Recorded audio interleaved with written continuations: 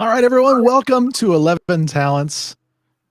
And as I turn down the volume on the other streams, I apologize for that. Yes, great to have you with us today.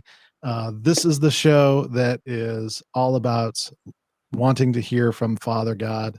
Well done, good and faithful servant. That's the goal. So that is why we're here. So if you want to learn more about that, we have some other previous episodes you can check out to find out more. But my guest today is Miss Lee Midlane from all the way from Scotland. Crazy how this world works these days. I know it's a little weird to be having somebody from Scotland on St. Patrick's Day, but we're gonna make it work. So Lee has been in and around businesses most of her life. She attained a degree in television and radio production and has continued on to teach. And so that's what she's one of her zone of genius kind of things is teaching. So teaching in college and that sort of thing. Her work has been all over the map, like myself. And so we got along instantaneously, but gravitating back towards the business world. And so she has always been fascinated with how people do business and has read a lot of things about that. And so now she's putting that into practice and bringing others along for the ride. Sounds kind of familiar, doesn't it? So let's bring her on. Lee Midlane. Good. Well, I guess for you it'd be more like afternoon or evening. It's evening for me, yeah. Yeah, Hello. outstanding. Well, I gave a little bit of an intro, but why don't you tell us a little bit more about yourself? That was an absolutely amazing intro. It was great. I'll have to hire you to do them all the time. I'm well, first and foremost, I am daughter of God. But I'm a mum of 3, husband of 1, feeder of 2 dogs. Would generally describe myself as a multi-passionate entrepreneur, which generally means I have more than one business that I'm working with at any one time, which I think is actually quite scriptural in and of itself as well, I think. But I don't hail from Scotland originally, so people overseas say, "Oh, I love your Scottish accent," and I don't like to sort of dissuade them from that. But I'm not. I'm from Northwest England originally, but I've been in Scotland now for 15 years, and it's a wonderful part of the world. Yeah, yeah. I really need to visit. This is the reality here. I need to get there myself. But yeah. So, anything you want to tell us about kind of your, so obviously there's a business background here. But what has that meant for you specifically? What kind of businesses have you been around that kind of sparked this interest? And when I think back, I've literally been around business all my life. Even as a kid, I was a bit of a wheeler dealer. I would buy things and sell things, and never occurred to me it was business. I didn't do business at school. It wasn't offered. I didn't do business at university. It didn't occur to me that that was something that I should have anything to do with. But it just kind of thing, yeah. Yeah, but just business was the thing that was always around and about, and a lot of time working for other businesses. But when I was on maternity leave with my eldest, my mum and I did a crafting business where we would make things and sell things, and really it just kind of went from there. And like all good stories, it got arms and legs. I've made pretty much every craft that there is going, and then fell into making chocolate, which is not a straightforward thing. I think when you're self-employed, people say to you, "Do you know anybody who can do?" And you'll go, "Yes, that's fine, I'll sort it out," and then work out the logistics of it later. And that's really what happened. Is somebody said, "Can you make handmade chocolate?" And I thought, how hard can it be? And ended up it was actually a lot harder than you think. Ended up going and training to do that, and ran a chocolate business for 10 years. Very successfully in the way of learning how not to do business. We did everything wrong, and you kind of learn the hard way. But I think one of the big things with it was analyzing I'm always a student. I'm always learning. And so I look at it and I analyze it and I think, okay, I get that it didn't go right. Why didn't it go right? And following on from the chocolate business, I worked for somebody else for a couple of years. And again, the business wasn't set up well. And I could see everything that was wrong with that. And it sort of, I suppose, started this quest of going, okay, if I'm learning everything and how not to do business, how is it that we should be doing business? And certainly over the last 3 to 4 years, then that's really been quite a substantial quest, I would say. My main business is an IT business, and we've been sales, servicing, and repairs for the last 5.5 years. But really, I think it's probably only the last 3 to 4 years where I've really started to study and to read and study books about Christian business and about kingdom principles, and doing Bible studies about business and watching different things and taking courses. And it's that really that I've pursued. And from that, I believe God has given me a clarity to then start seeing, okay, that's how you do it wrong. This is how you do it right. This is what scripture says about it. And this then is how you take it forward. And it's been a really interesting journey so far. And I love the fact that actually I'm able to help other people with their business as well, to get more out of it, to partner with God, to really do business that, you know, God's way, kingdom way. And I think it's probably only in the last 18 months that I've learned that, you know what, actually you partner with God in business. Yeah. It isn't a case of he sends you off, you go do, come back and go, how did I do? You know, it's okay, God, what do we get to do today? How do we get to tackle this? And it's life-changing. It really is, to actually get to the stage of saying, okay, God, how do we do this? And I used to get quite worked up with things, you know, surprisingly enough, this will surprise you, DJ. Sometimes in business, things don't go to plan.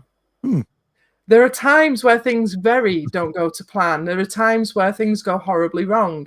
And I would get very stressed out by it. And I would want to throw in the towel and not do this anymore because it's not fun. And actually, I don't get stressed out like that anymore, because I know whatever happens, it's in God's plan. God's got my back. He's never let me down. He's not going to start now. So let's have a look at the adventure and see how it is that we're going to get through this together. Yeah, I love that.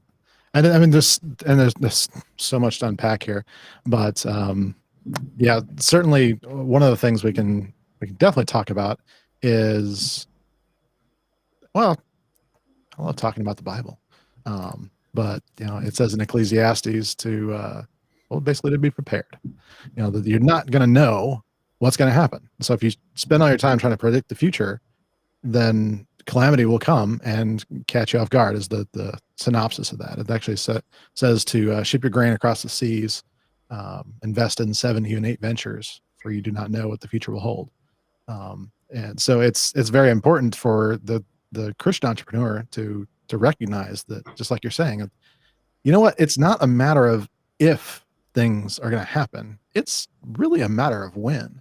Yeah, and absolutely. So, yeah, it really does come down to, well, for me, it's preparedness. And so let me see if I have that quote to put up on the screen, because I always like people to see that. And of course I don't, so I'll do it later. But the idea is that we always think that we will rise to the occasion. And the reality is that we won't rise to the occasion. We're only able to rise to our level of preparedness, really. If we go beyond that, what we're prepared for, then we're not really rising to the occasion so much as we are either growing or learning. So people have this weird viewpoint of failure as it's, you know, as if it's like pertaining to business, as in, well, I failed, you know, and so I should just shut down because I am a failure. They personalize and say I am a failure instead of I fail. I need to do something different. So it's a reframing of sorts. And so for me, it's been a lot of, well, I can give you an example of this morning where I actually had a little bit of a a bit of drama that you and I were talking about before the show actually started here that really threw me off my game a little bit. But the lessons of this are absolutely just rich with stuff that I can prepare for the next challenge. And so it's just that building. So if I have the attitude of, well, I did something wrong, so I guess I'm a failure now. If that was my mindset, then, ring the bell, we're done. But honestly, that's not what the Bible says. It says be ready, and that means just increasing your preparedness. So yeah. I'm curious, whether are there like passages that have just you've latched onto in your current endeavors? I think one of the big ones for me is the parable of the farmer in Matthew. I had a Holy Spirit download with regards to what you're saying about preparedness. I think a lot of times we have a very complacent attitude towards things of God will deliver what he wants, when he wants to give it to me, I am ready to receive it. And actually, we have a responsibility to do things and get ready to fulfill whatever it is that he wants us to do. And so it's actually quite proactive, not reactive. And so the parable of the farmer talks about the idea of preparing land to plant in. So if you have land that is just stony ground, the seed will fall on it and it won't grow, it just dies. If you have poorly prepared ground, then the seed will grow, but it'll never get the potential that it could have had if the soil is actually well prepared. So a lot of times it is about building that foundation in, getting the soil ready, getting the land ready. So then when you start to do your business, when you're ready to get out there, when God's timing is right, you're good to go. You don't start training for a marathon at the start line of a marathon. You start your training well in advance, and you do everything that you can. You do your research, you make sure you have the right equipment, you have the training, you have the diet until you're ready to say, okay, I know where I'm going. And so you prepare towards that point, and then you go through the marathon, and at the end of it, you go, okay, this is what I've learned. How do I take it into the next one? So my personal best is better next time round. And that's absolutely what business is like as well. We have to prepare the ground, and the Holy Spirit download that I got is the King's method, and it's about making sure the ground's prepared. It's about knowledge of business practices, so that's the K. Knowing the different things that are going on within a business. So actually, even if you are not doing that activity yourself, then you're able to work with a person that's doing it for you. So for example, you may have somebody that helps you with marketing, but actually you have to have an understanding of marketing to know whether this person is going in the right direction for you or not. The second stage of it is investment, and that's about investment in self. So you don't just go into business and go, I'm ready. Every day is a school day. We are always learning. It just depends on what it is that you're learning about. And last weekend, I was doing a course about workshops, and I had such a huge epiphany about training modules that I'm delivering that actually I'm doing it back to front. I'm looking at it and going, this is how you deal with this software. And actually what my members need is me to say, how do I do this? They need to know, how do I achieve a specific goal? So if I wasn't doing the training, if I wasn't always studying, then I wouldn't be keeping up with the things that are going on as well. Yeah, absolutely. Even though I've been in business for a long time, and I've been in sort of regular business for 25 years. But I've been bimbling around business probably for a lot more than 40. Oh, that sounds terrible to say that. Oh, take that back, edit it out. But yeah, so that's the investment in self. You're always developing yourself. You're always reading. You're always learning. But then that takes you on to the next stage, which is the nurturing. So you've prepared your ground, you've prepared your seed. It's now time to plant the seed in the ground and get it up to seedling stage. So you nurture the business and you get it to a stage where you are not fragmented with what you're doing. I think certainly in the early stages of business, it's really easy to just go quite scattergun and go, okay, I need to make money, therefore I'll do this, and this. And actually, what that does is spread you so thin that you don't do any one of them well. You only actually do little bits of each thing, where you'd be much better to have a niche, quite a strict focus, like a beachhead, where you land on the beachhead, you conquer that one element, and then, like in Johari's window, where you take one step to the side or to the other, you either work with the same customers and give them a slightly different product, so you upsell, or you take that product that you have and tweak it slightly to take it to a different market. So you then expand it out. So that's the nurturing of the business. After that, then the G in Kings is for growth, because God wants us to live a life of abundance. He wants us to be fruitful. He gives us this DNA of multiplication, where we can take something and nothing and make it work so wonderfully that it brings glory to him. And that's the growth element of it. And we can only give to others from a place of overflow.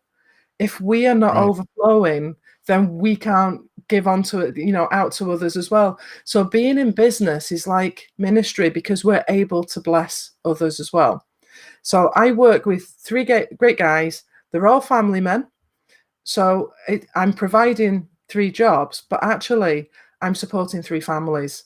So it's always bigger than maybe that you would expect it to be. So the growth is an important thing. We're scaling up business. Hopefully within the next 12 months, we're going to take on at least another 3 people. Do you know what? That's another 3 families that we're supporting. And then you get a ripple effect out from there. And then finally, in the King's method is S, it's success. Because I don't know if you've noticed this, we're not very good at celebrating success. We're not actually very good at saying, how far have we come? What have we actually achieved in this time?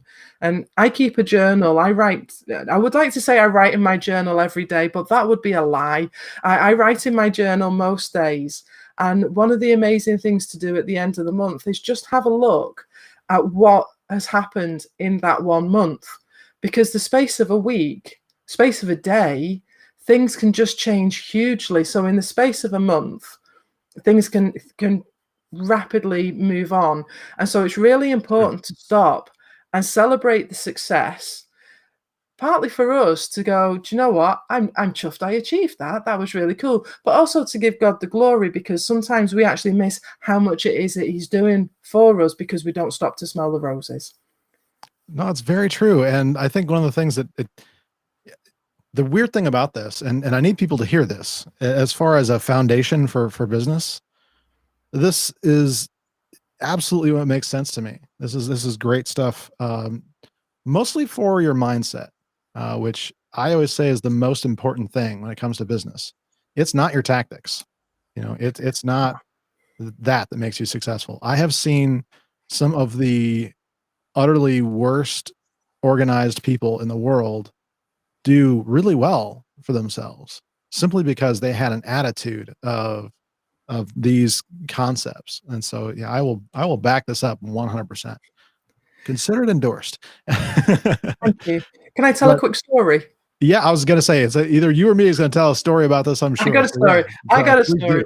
Yeah. One of the things that really made a huge impact on me was somebody that I knew locally to me who had trained as a chef, and he'd worked for a local supermarket for 28 years. And he had this ambition to have a coffee shop. This was his life's ambition, to have a coffee shop, to serve great coffee, fantastic cakes. And so he quit his job and he hired his ex-mother-in-law to work in the cafe. And I mean, you can see where it's going just by he hired his ex-mother-in-law.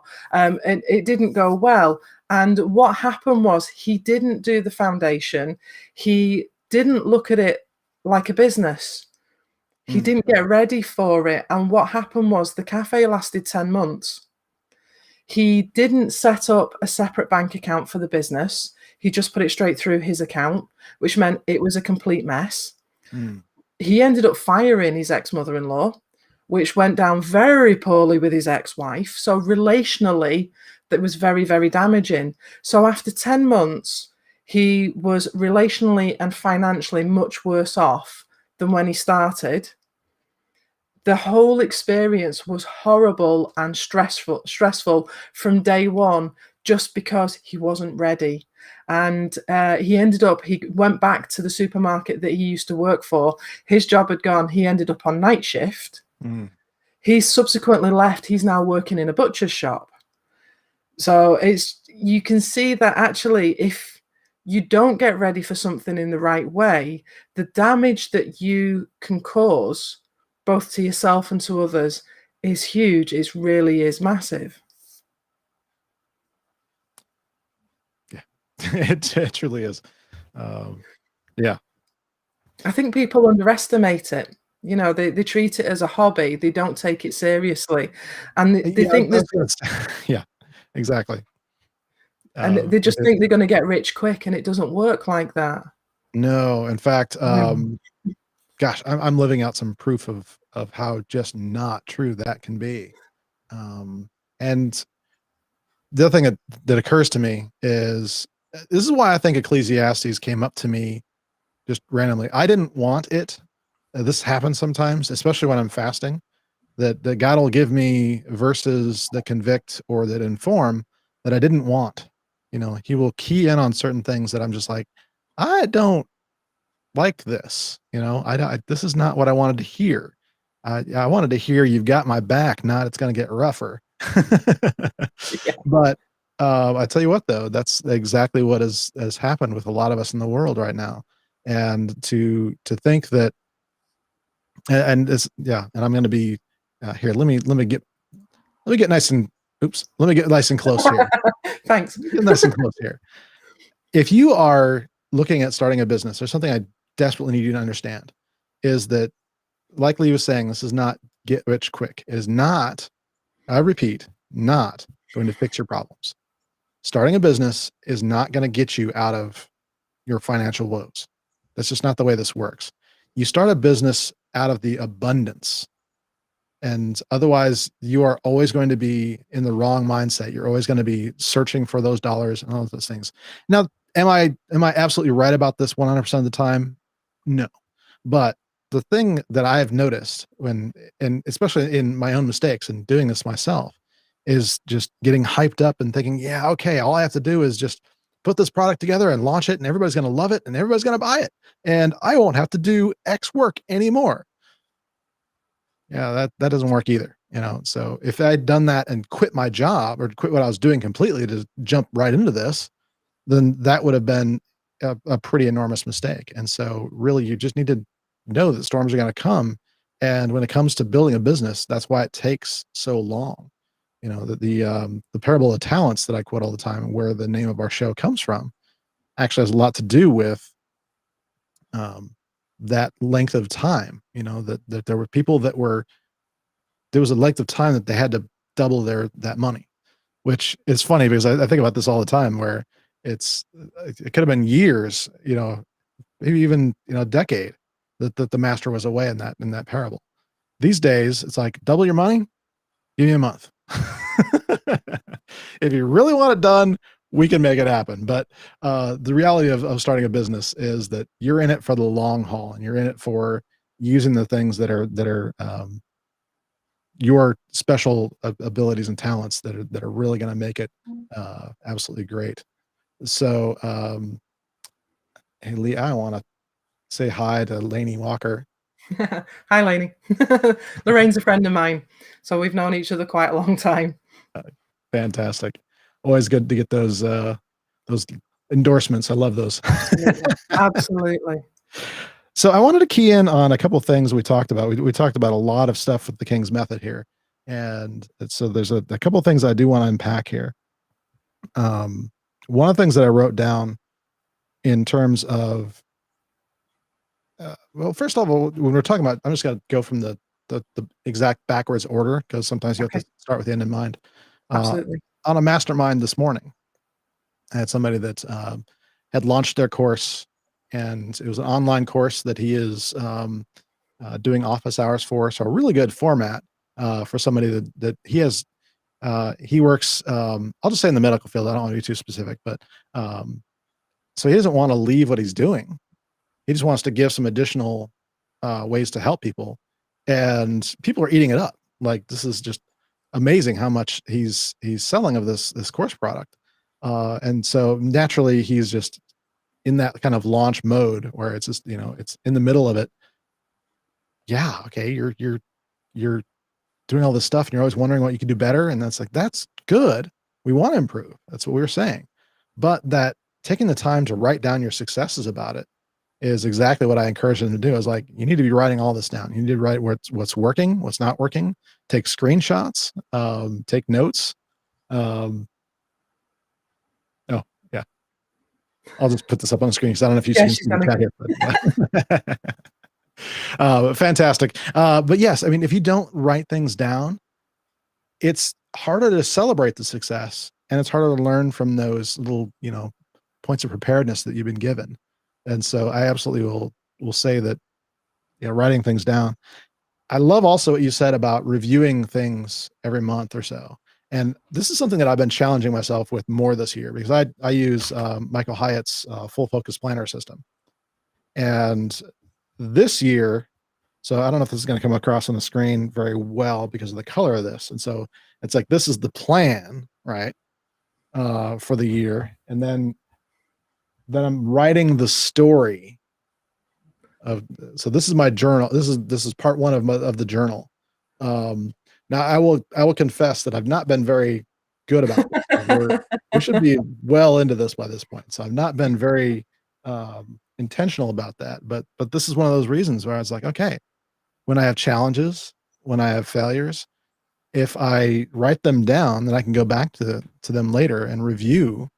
So that review process is really crucial. I really hope people are taking notes. I really do. It's one of the things that's really amazing with it is then you get the opportunity to see how God has answered the prayer, because generally it's been answered, but not in the way that you think it would. The easy solution is, God, I'm doing this. I need this funding to be able to do this to achieve that result. But God doesn't work like that. He'll be like, no. That's not the way that we're working. What we're going to do is, I'm going to provide these people and this solution, and you'll still end up at the same place, but having taken a completely different path. And the path that he leads you down, you grow and you develop, and you get to be a stronger person in yourself and closer to God because of the work that he does with you just on that journey. And so I think for me, that's one of the reasons why journaling is so important. So I get that opportunity to look back and go, God, your idea was really good there. I like that. That was good. Well, what kills me is I was, actually, this was a time of fasting. Almost 3 years ago now. And I was working through some things and wrote down something that I want to kind of talk about that goes along with actually your first point, about not going it alone, partnering. This was something that I knew was important. And so I wrote down a bunch of things where God was literally saying to me, stop doing it alone. Like literally, these were the words I'm hearing in my mind, that I wasn't saying. I was saying something completely different. I was like, okay, I need to learn this, and this. And God was like, no, you need to learn enough to be to guide someone else to do it. So partner with someone that you'll understand what they're doing, but you're handing that off to. That's the key to success. And I was like, okay, yeah. So I wrote that down. I journaled that. And then I came back off the mountaintop kind of a thing and went on with life and just totally did it wrong. Yes, I got a virtual assistant, but I didn't partner. And then this is where the key, it's partnering is a hard thing to do. Trusting someone with your business and those elements of that is actually really tough. But that was the guidance. And so I'm so frustrated and I'm like, why is none of this working? I don't want to do all this stuff. This is not in Kay Hendricks calls it the zone of genius. I've started calling it kind of the zone of calling, or the calling quadrant. Actually, is what I technically refer to that, but I'll get that another time, another day. But as far as that goes, is like, if I just live in that area more and more, then everything's more effective. Everything works better. And I'm delegating those other things, sitting there using my hands, and I need room to roam here. So it's funny to hear when other people have been revealed the same kind of things. Because I'll be honest, and Lee and I met through some online communities where this is not necessarily always the case. the message in these communities is you're empowered, you can do it, you can learn this, and you can do it yourself and save the money. This is the kind of the attitude here. And so it's just that kind of single threadedness, and people get burned out so fast. I mean, I was there. I had the solution in my journal. I had the solution right in front of me, but I was just not willing to see it.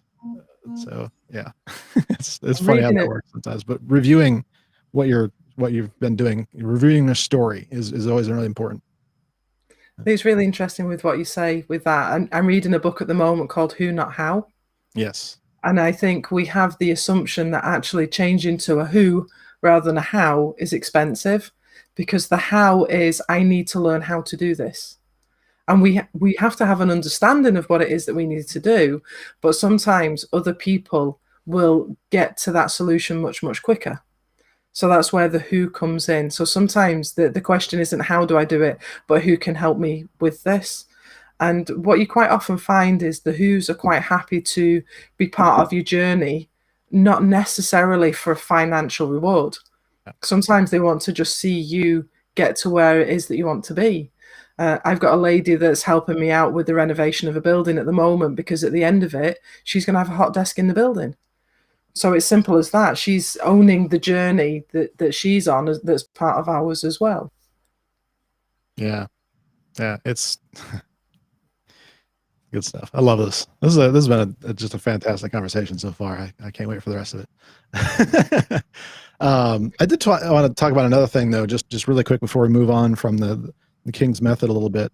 And this is something that I was hesitant with. I'm very much a bootstrapping kind of an individual. I put myself through college. I've always kind of done it myself, and just been very much in that do-it-yourself mindset. And just like I've yet to have a single guitar lesson. It's just not something that I've done. I taught myself guitar very badly, but it is something I taught myself to do. Right, I would be much better off, and I would have learned much quicker had I had somebody guiding me, so I could, learn from their mistakes and that sort of thing. But I didn't, so I've always been kind of that thing. And so I was at a conference here in Franklin, Tennessee, I think almost 4 years ago now. And Dan Miller gave a presentation. This is great because Dan and I have kind of become friends lately, and so this has been fantastic to get to know him even better. But his concept was you should be investing at least 10% of yourself, back into yourself. So whatever you make, 10% of that should go right back into yourself. So he's saying literally the money that you're making, invest that back so you grow. And so I've started doing that. Yeah, but time is the other thing, to invest the time. But what I'll say about this that I've learned lately is that my initial thing with that is, okay, so I just went out and just bought a bunch of course material and things like that. And so, yeah, again, like I said, this is all going to come back to this morning's mastermind, because that's just things that come up. So you end up with just way more material than you can ever work through. You have the bookshelf is kind of deceptive because that's just my books. Next to it is a whole wall filled with unread books that are mostly all about business. And that's just books, and then so you have all these other things. So it becomes this kind of just you getting stared down by all this investment that you've made in yourself. But it's the time that's really required. And so that's another, and interestingly enough, kind of very much a biblical concept in many ways as well, to set your priorities right, to make sure you're doing the right things at the right time. So that's something that's been very important for me to grow forward, is to not only invest the money in myself in materials, but also invest the time to do that. And then the third thing, and this is actually what I want to tell people about really quick, if you don't mind, is that I've actually started running mastermind groups and coaching sessions.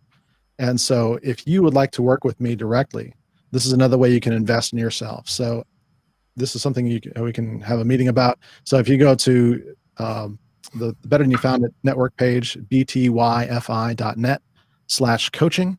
There's an application form there. You can learn more about that and schedule a time with me to do that. So that's btyfi.net/coaching. And that's a good way. This is something I do. I would never advise someone to do something that I don't do. And so this is where you can actually connect with a coach and have that Aaron Walker calls it iron sharpening iron, which I think is fantastic, to take that biblical approach of not just going out alone, of course, but also getting in with others. And so transitioning to that, I also wanted to tell people about a little bit more about where you're headed, because I know we've had some conversations about some of that. So tell us a little bit about where you're kind of headed with that direction as well. It's been really interesting because I had an expectation of King's Company. Yes, I'm going to do this, and it didn't happen like that Right. at all. I was actually challenged by my pastor. Having been in and around church for a long time, I've been a Christian since I was 14 years old, and I've been in and around church all that time. And the number of churches that I've been to, that when you say that you're in business, go, "Oh, that's nice. Would you like to support this fund?" Mm. And they have no way, no capacity to actually to be able to support you within business. They just don't have that function because they've not been business people themselves. So the church that I'm at now, my pastor works full time as well. He works for an international company as a project manager. So he gets business. Yes. And it's made such a difference. So he challenged me and said, "Why are you not coaching?" And I went, "Well, imposter syndrome. Yeah, I'm not qualified and all the rest of it." He went, "Right, how long have you been in business?" "Okay." "How long have you had this business?" "Yeah, okay." "And you've got a teaching qualification?" "Yeah, okay." "And you've got 2 diplomas in coaching?" "Yeah, okay." "And who's not qualified?" "Yeah, okay." So it's like, it was sort of like, it was a fear factor of saying, yes, I'm a business coach. I'm a business and accountability coach. And it was just such a huge thing to put myself out there and go, yes, I can do this and I can help others. And the reality is, I've been doing it for a long time. I've just been doing it over a coffee. I haven't been doing it in any sort of formal structure. I've just been talking to people and talking through business and putting them in the right direction for information. And, just I've been coaching without calling it coaching. And I've been involved in a mastermind for the last year, and it's just amazing because what happens is it's like group coaching. There's an element of that, but it's having that, sharing that problem or sharing that journey, and then getting this hive collective, this hive mind go, what about this? What about that? What about the other? And the wonderful thing about a Christian mastermind is it isn't just the people around the table, it's the people multiplied by the Holy Spirit around the table. So the actual strength of it is so much higher. So I am in the process at the moment. I'm coaching. And I'm setting up masterminds, but I'm not there yet. I'm not as advanced as DJ, who's ahead of me.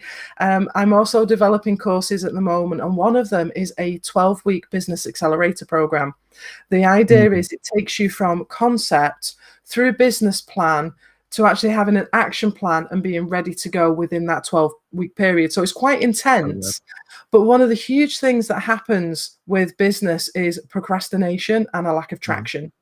And one of the things that I deal with is accountability, because it is so easy to just go, I'll do that tomorrow or next week, or I don't have the time to do that today. And you blink and you've lost a month or 3 months or 6 months or a year. And it's, the time that you can lose to that is embarrassingly big. And not getting that traction can mean the difference between you actually setting up in business and it being a dream.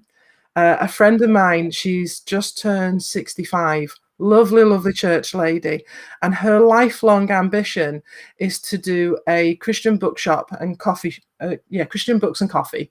So you can go have a coffee, buy a great book, have a prayer time, connect with other people, have fellowship. It's not happened. She's never actually got to that stage of stepping out of the boat and going, I'm going to go with this. And I think that we've kind of missed something because she didn't do it. So I want to be able to work with people that want to step out of the boat, that are prepared to move forward, but actually want a degree of accountability and hand holding and just sort of like big sister support to get them on the right path and get them going on that journey. And from then we have plans to do long-term implementation, to have a community there to support. Because what I found about being a Christian entrepreneur is we don't actually have a badge with it on. Yeah. I can go into other businesses and I won't know which ones are faith run and which ones aren't. Within my own organization, myself and my husband are Christian. The two other guys that we work with aren't. I would still consider that we're a faith-based organization because actually the management is based on biblical principles. Yes. We run on kingdom principles. So our culture is based on that. And that has an influence on the people that I work with. And they behave differently because it's led in a particular way than if they worked in a different organization. But I can walk into any other shop and not know if that's a fact or not. The church that I'm at is a small church. There is only a few people in there. There's two other business people that's in there.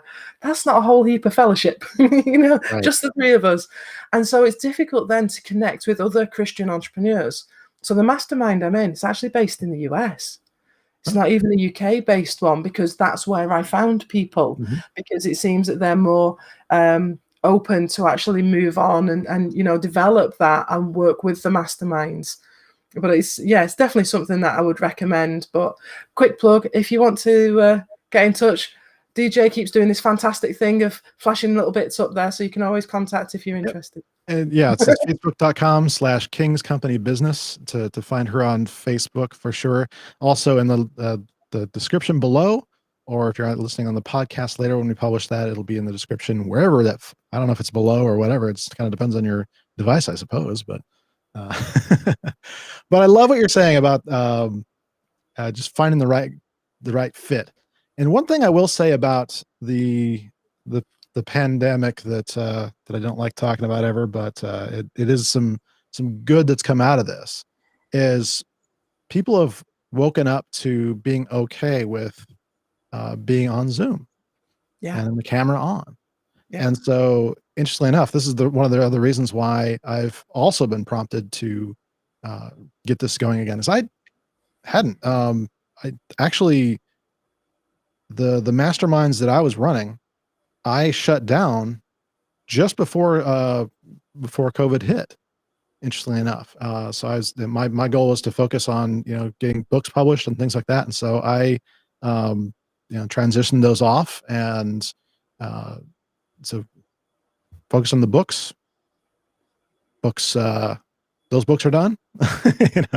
I've learned the lessons. Continue learning lessons, but I kept participating in a mastermind during that whole process, and so it's a worthwhile investment for that support.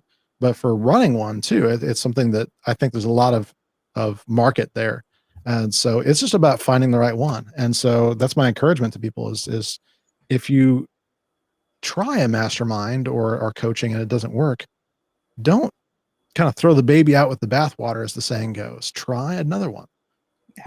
Most coaches that I work around will always want to do some complimentary time with you to kind of interview you, to get to know you first before they even offer anything.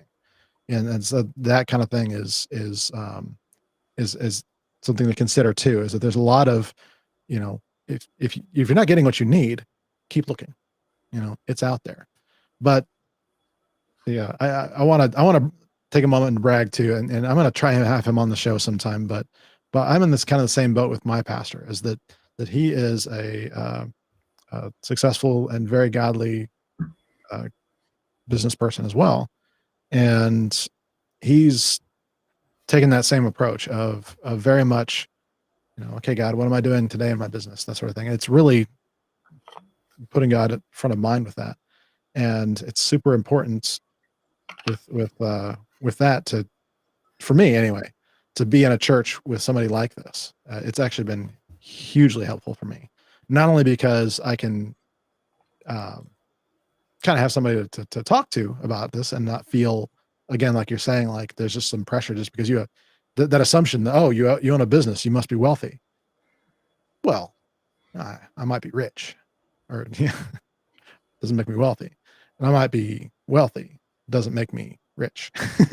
And so it's one of those things of understanding how, how long it takes for a business to be to the point of being like truly generating a lot of, material wealth. Yeah, it might take a while, but there's this kind of connection. People just connect business with money, and a lot of it and that sort of thing. And a lot of churches, unfortunately, have a lot of sickness about how they view money. And so it's always great to hear when you have other people that are part of churches that are, kind of using what I would call an original model of people that were still doing other work. I was actually trying to find, I call it original model, but I've realized lately I have to be careful about this. In this current book that I'm in the process of writing, I was doing some research on this because I wanted to make that point about, Peter was a fisherman and things like that. And we see it several times. We see Peter several times during the ministry of Jesus going back to fishing. We would assume that means that they were, generating revenue while they were in ministry. Interestingly enough, that there's a shift that happens with Peter, where he either's not carrying money with him or just has given it all away or just spent it all, because at some point he says, silver and gold I don't have, but what I have I will give you, to a sick person he meets and heals them. But so we don't know if Peter continued working at all. We know that there were deacons formed because the ministry became a little bit overwhelming for them and they couldn't function. They knew they needed something else. But we have to assume that there's a correlation between money and, or having money either is as a savings built up to support yourself over time and then going into ministry, or doing ministry, kind of that tent making thing that we see with Paul, where he's doing that. And so I know you and I talked a little bit about that. So I'm curious about your perspective about ministry along with business, along with being prepared as far as wealth goes. I'm very curious about your perspectives on that. Well, the way that I think about it is church is a wonderful thing, but people sometimes have had poor experiences with church. So to actually walk into a church is a big deal. Yeah. We have the ability within business to provide the same support, the same ability to talk to people about God, the same ability to model Jesus that you have if you were within a ministry where it is an overt ministry. It has ministry in the title kind of thing. Mm-hmm. We have the same ability to do that, but on a more covert level. So we can model Jesus and we can go and make a difference in a way that actually can impact people's lives in a different way because we're in there with them, rather than being more on the periphery, which I think sometimes ministry can be. I know that I've had people say to me, how is it you stay so calm? Are you always so peaceful? Why is it that you can deal with? So people have asked me questions about how I do business because they see how I respond to situations. That's so good. And I'm able to say to them, well, actually, I partner with God. I believe in a living God, and he works with me and I work with him every day. And so you do have that opportunity. And so having that impact then is so much bigger because it's part of everyday life, not Sunday mornings. It's bigger because it's 24/7. Yes. Because not all businesses are 9 to 5. You might be working in a business that's overnight, weekends or whatever. But because we have that ability to be a light on a hill and shine for God wherever we are. So I think anybody doing anything can do it as a ministry if it's done in the right way. It doesn't have to be church. It doesn't have to be charity. It can be absolutely anything. It's about the attitude, the mindset, and the heart of what it is that you're doing. And righteousness leaves clues, right? So, and sometimes you can make them kind of very subtle. When I was doing consulting work, the name of my company was BOT Consulting, and I had a logo as a robot with a belt that said truth. And the reason I did that is because, and I had this clearly on my website, that BOT stands for Belt of Truth. And as a consultant, initially I tell the story that a colleague of mine suggested that I should call it insulting consulting, because we were talking about the fact that, when I do things, and this comes back to literally everything. I'm not rude, but I'm also not worried about, people's offenses as much. I'm not worried about that. I know that, you have to be offended to grow. That's just the truth. And so I don't seek it out, but I don't hold back when it needs to be held, when it's asked of me either. And so, as a consultant, you need to be very upfront and truthful. You don't want to just tell them what they need to hear. That's a failing. And this is how I train consultants still to this day in the same kind of thing. It's like, you need to be very confident and bold in what you're saying, and just say it. So for me, that was encapsulated in the biblical principle of, this is how I start my mornings. Every morning, I put on the armor of God. I just literally pray through it. In fact, a principle of this morning, something that happened, there were some things that went on that I immediately jumped up and started responding to, and I didn't have my armor on. So before this call started, I armored up. I'm like, okay, we're going to stop right now, and we're going to put on our armor on. So I prayed through it. It's like, okay, Lord, give me the helmet of salvation. Give me the breastplate of righteousness. I can't talk. The shield of faith, the sword of truth, the belt of truth, the sword of faith. These are the things that we need, right? So these are, if you live your life with this, it just becomes obvious, and people want to know what's attracted to you. So I love that aspect of, we're not out there on the street corner shouting at people. We're not, especially as business owners, but we are communicating when asked, and the questions do come. And so it's fantastic to have the ability to reach out to, kind of what we were saying. I think this is in our very first conversation. You and I have had enough conversations now that I'm trying to lose track, but I think it was in our very first conversation where I said that what my pastor said, who is a business person, was mentioning that there's two. It's funny that the two last pastors that I've had, the one before I moved and the one I have now, the one I have now, saying that is one of the largest unchurched groups, is the business owner. And I would agree. The unfortunate reality, and just to give this kind of a context, is my other pastor said that the largest unpastored population is pastors. And so if you have a pastor that's a business owner, that boy needs some help. But by being that ministry, just in being who we are, and being equally, transparent about that, it comes out, and those questions will be answered, and you can become a ministry in that way, instead of being the ministry, air fingers quote, ministry that is all about words. You can be about deeds, and you can be about service and things like that. So yeah, it's fantastic. I love that. But anyway, let's go on with the observation you had about, or that you and I had talked about, with the disciples ministry, and kind of the viewpoint of I guess you could say wealth. I don't know if I like saying it that way, but just of having been successful in business and then going into full-time ministry, that sort of thing.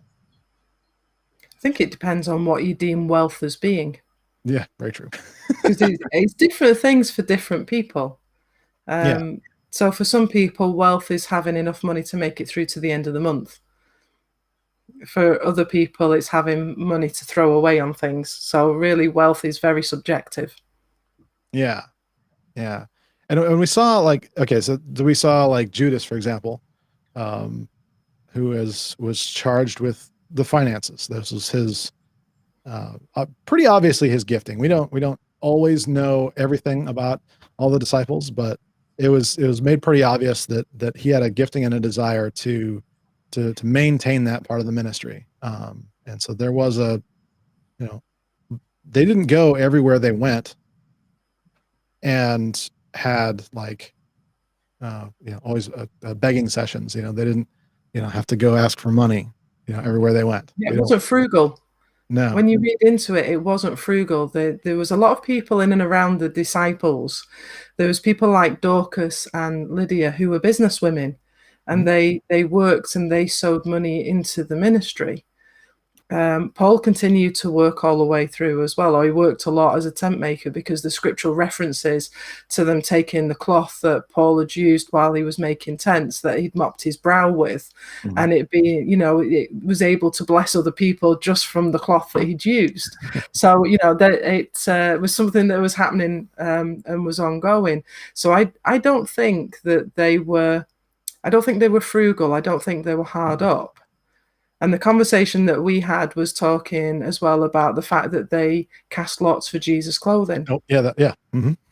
And they wouldn't have done that if it was sackcloth and ashes. If it had to have some value for them to bother doing that. Yeah, it wasn't just a fame kind of a thing like we would see it today. That's the way our modern world would interpret that, is like, oh yeah, that's like having something that Elvis sweat on. So say put it on eBay. Yeah. Yeah, that's the way we think about that. We attach a monetary value for that. But the Roman soldiers, they didn't care about this guy. He was just another guy that they were nailing up on a cross, among two other guys that day. And so, yeah, it was very much a thing like that. The thing I keep going back to is Judas's argument about the money kind of reveals just how they were doing. Because he talks about using the money to bless the poor. Now, the John says that wasn't his intent, but is it something he could talk about? He could have that conversation. So it's pretty obvious that these people were not going around as poor or as beggars. They were established, and so that's something that that's why I loved our conversation about that. I love this now because it really points back to that concept of, the reality is you're not going to rise to the occasion. You're going to rise to your level of preparedness. And so if the occasion is going into especially full-time ministry, then it's really important to know how you're going to be backed. And so there's other things about this too. And I support a lot of ministries that very much are aware of this. And, so the reason that support is going on is because they're long-term placement kind of a thing. That's a very different style of ministry. And so that actually makes some sense to raise that support and do it that way and partner with people that are going to be long-term. There's some that I've supported for, oh wow.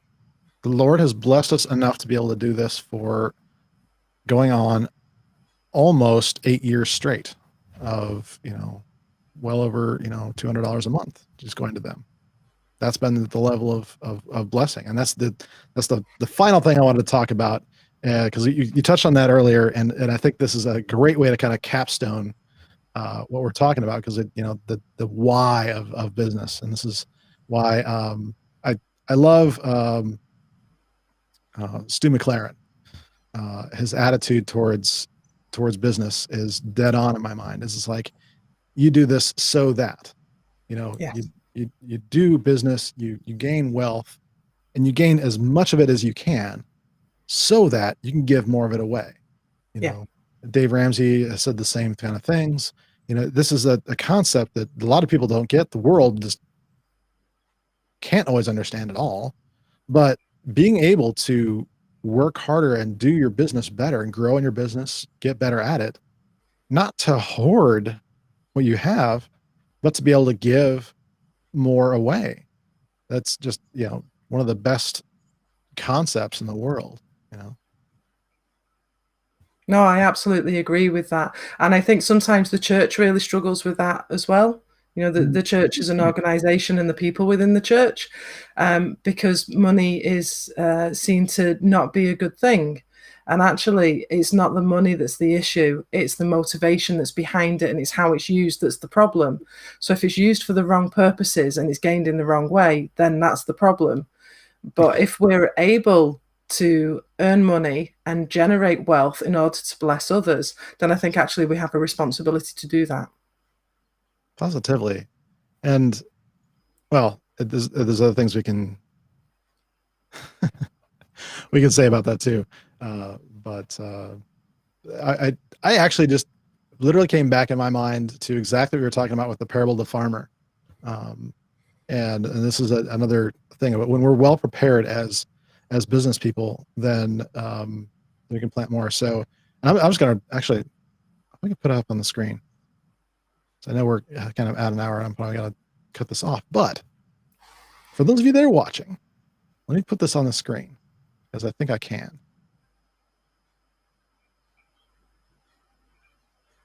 Hey, look at that. So in this parable, and this is I'm reading from the Passion Translation. This is Matthew 13, verse 3b on. It says, "Consider this, there was a farmer who went out to sow his seeds. And as he cast his seeds, some fell along the beaten path, and the birds came and ate them. Others fell into the gravel that had no topsoil. They quickly shot up. When his days grew hot, they were scorched and withered because they had insufficient roots. Others fell among the thorns, so that when they sprouted, the thorns choked them. But other seeds fell on good, rich soil that kept producing a good harvest. Some yielded 30, some 60, and some even 100 times as much as he planted." If you're able to understand this, then you need to respond. So I guess what I'll say about that, and kind of what I was hearing while you were talking there, and then looking back at this, is that when we have a good foundation for our business, we not only have a good foundation for our life and our family, but we can bless each other and the world a lot more. And this is the way God's abundance works. It multiplies in ways we can't fathom. There's a supernatural thing that goes on when you put your mind to, okay, it's not just about me making enough to pay the bills. It's about me never having to worry about that. So I can focus on making more money so I can give more of it away and serve more people and be a blessing to more people. And so, oh no, what's wrong with me? Too many names coming up, but I want to say Michael Hyatt was talking about this, and is it his book, Entrepreneurs Will Save the World?